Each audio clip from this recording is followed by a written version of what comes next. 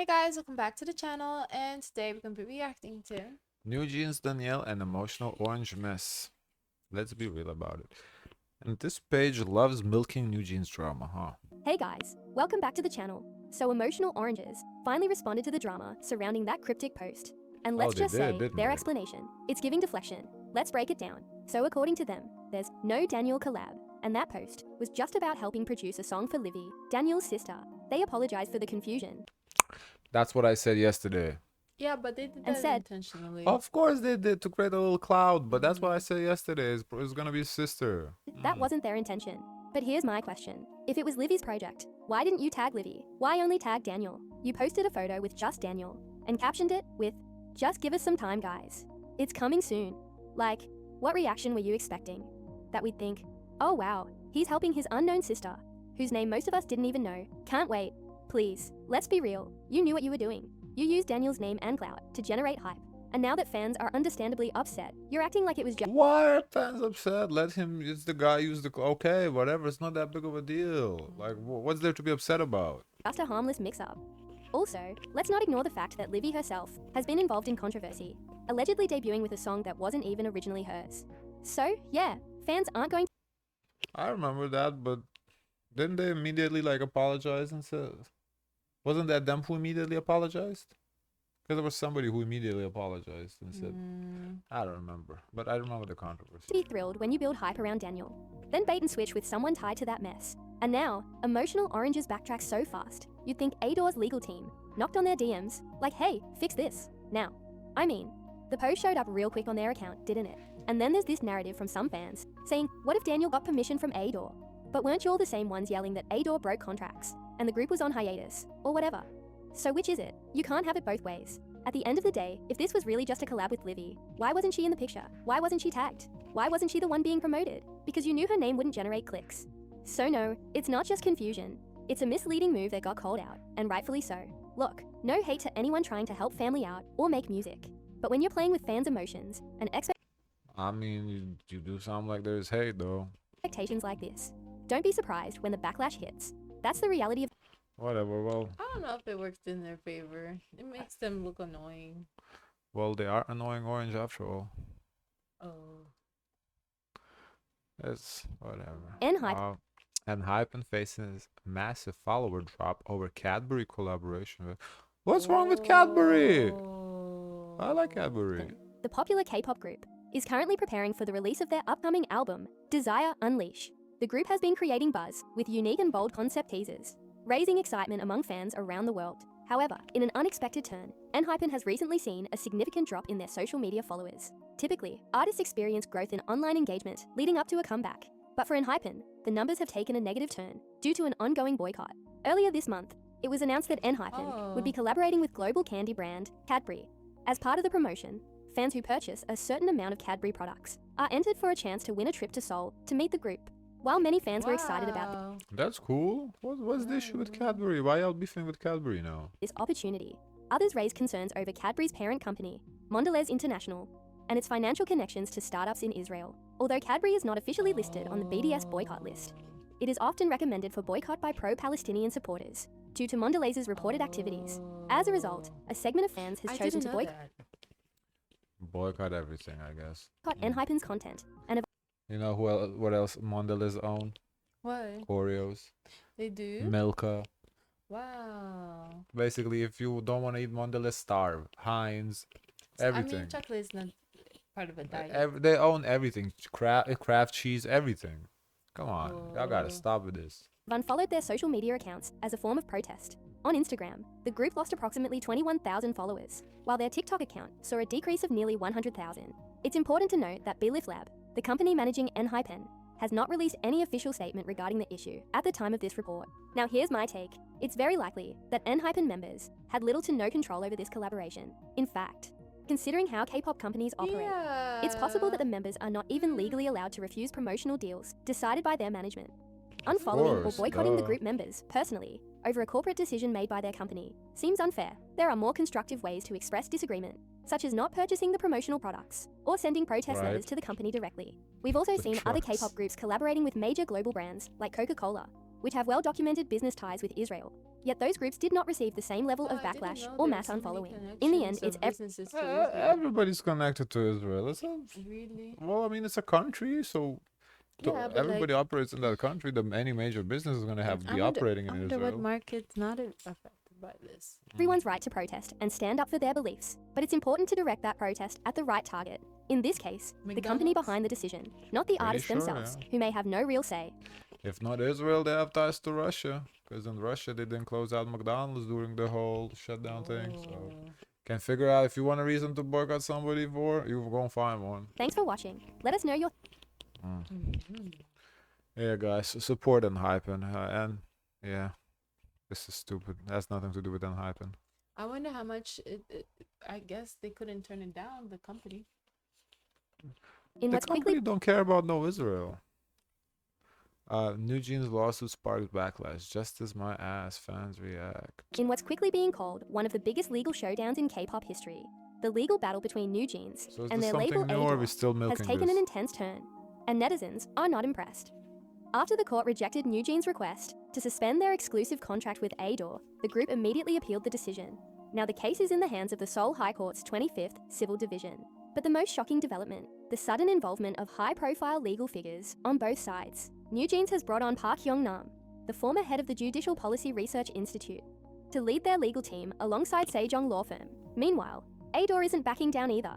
They've added heavyweights like former Constitutional Court Justice Kang Il-won, Cheon Ji-seong, daughter of former Justice Minister Cheon Jong-bae, and former Supreme Court Chief Justice Hong Seung-myun. This case isn't just a battle between an idol group and their agency anymore. It's turning into a courtroom spectacle, with Korea's top legal minds at the forefront. However, while the legal world gears up for a landmark case, public reaction is far from supportive.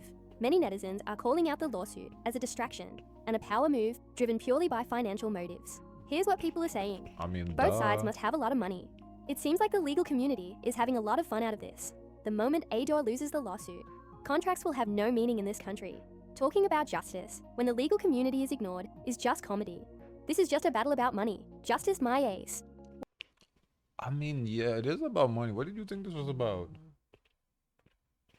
Of course, everything is about money. What are they doing during a time when they should be promoting? If they win, a second NewJeans will keep coming out and the entertainment industry will fall. No way the judge will let that happen. Critics argue that NewJeans' timing is questionable. At a time when the group should be promoting and building their career, they're instead tied up in what many believe is a media-fueled, money-driven, legal drama. Observers also warn that a court ruling in NewJeans' favor could set a dangerous precedent, one that might weaken the legal power of artist Yes, it contracts would. across the industry, with both sides stacking their legal teams with some of the country's most respected legal professionals. The I wonder how many other groups would move forward in the same path if they It's see NewJeans. it's just the fact that it would open the door for groups to leave. Well, I mean, to be fair, it would change the industry for the better, probably, because the labels couldn't just like mistreat groups as much as they are now. Because you know that now if the idols can just leave because, oh fuck it, you mistreated me, I don't like you, and can just get up and leave. And show like this is you mistreating me. Yeah, so I definitely think it would change the industry if they want. So it would be good for K-pop industry if NewJeans won. But legally speaking, I just don't see them winning. There's no case to make. You know, contracts are contracts, but never know. Because we don't view them as a group being mistreated. Right? Yeah, exactly. Because there's no like legit mistreatment. Like we see legit mistreatment, and theirs is just Like for example, in Visha, we're not saying the girls leaving the label, and apparently they have like proof of mistreatment. The group that Maiden, yeah. in a recent there's a lot of mistreatment cases. Yeah, this There's another boy group too, as well. They say that they get hit, but yeah, we I don't remember hear that. them Yeah, I remember leaving. that. Yeah, no, if NewJeans were to win this case, it would definitely be like a very big change in K-pop industry for the better for the idols, of course, and also maybe better for us because they would stop producing K-pop groups left and right. They would think twice before when to make a group, because now you're making a group, but there isn't like as much guarantee. Yeah, there might be more quality because now you make a group, but there isn't as much guarantee that that group is gonna make you money back as what if they leave. So Again, I don't think they're gonna win though. Anyway, 17's The8 criticized for joking. Fans fire back with truth. What is The8?